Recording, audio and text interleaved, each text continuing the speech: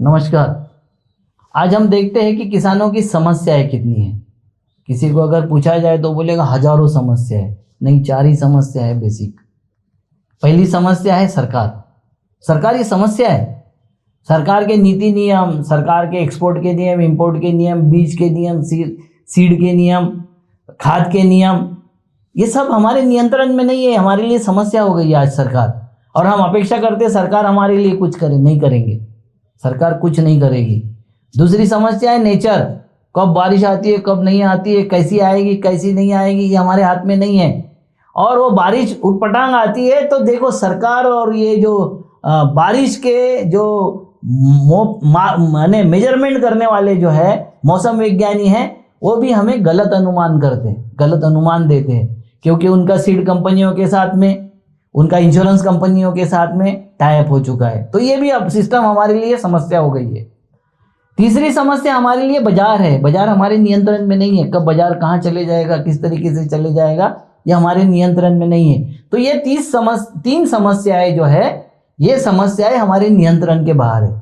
चौथी समस्या है, जिस समस्या जब नहीं थी हमारे सामने, उस वक्त ये देश सोने की चिड़िया था और किसान संपन्न था। किसान को कहते थे ये उत्तम खेती, मध्यम बान, कनिष्ठ नौकरी, भीख निदान। ये उस वक्त कहते थे जब लागत मूल्य शून्य था।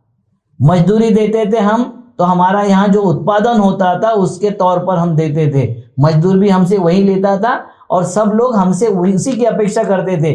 मतलब गांव का बढ़ई होगा तब भी अनाज लेता था, गांव का लुहार होगा तब भी अनाज लेता था। जितने 12 बलूतेदार और 18 आलूतेदार थे, सब हमको अनाज के तौर पर, हमारी अनाज करेंसी था। वो कब तक था? जब तक उत्पादन हमारे नियंत्रण में था।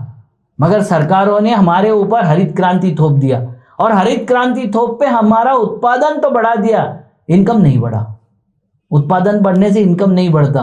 तो चौथी चीज जो हमारे हाथ में है वह है लागत मूल्य, और वो हमारे नियंत्रण में है। जब तक मार्केट में शॉर्टेज नहीं निर्माण होगा, जब तक ना तो समाज आपको पूछेगा ना सरकार आपको पूछेगी, जब तक आपका शोषण होते रहेगा और आप आत्महत्या करते रहोगे।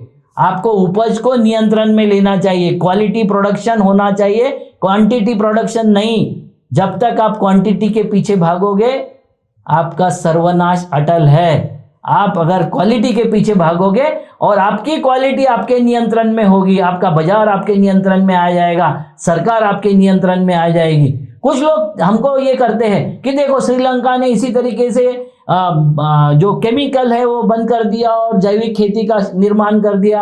अब हालत क्या है श्रीलंका की?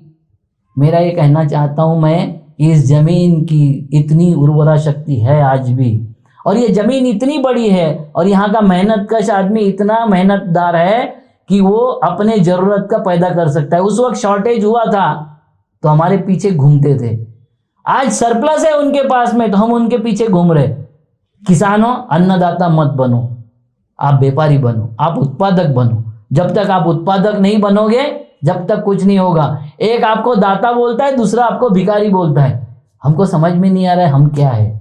हम ना तो दाता है ना भिखारी है, हम उत्पादक है और अपनी शक्ति से, अपनी मेहनत से उत्पादन करते हैं। जो शहर में बैठे हुए आपको भिखारी या दाता कहते हैं, उसकी औकात है 20 ग्राम पेन उठाने की, उससे ज्यादा वो उठा नहीं सकता, मेहनत नहीं कर सकता।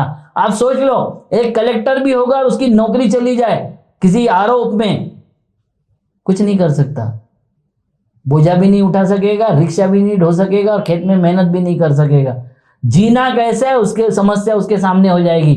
हमारे सामने ऐसी कोई समस्या नहीं है। हम 20 ग्राम वाले नहीं है, हम 200 किलो वाले हैं। तो 200 किलो का हथौड़ा हम मार सकते हैं। व्यवस्था पर हथौड़ा मारिए और आगे बढ़िए।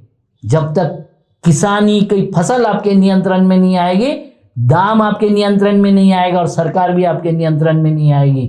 सबसे प्रथम जो हमारे हाथ में है उसके प्रति जागरूक होइए। नमस्कार।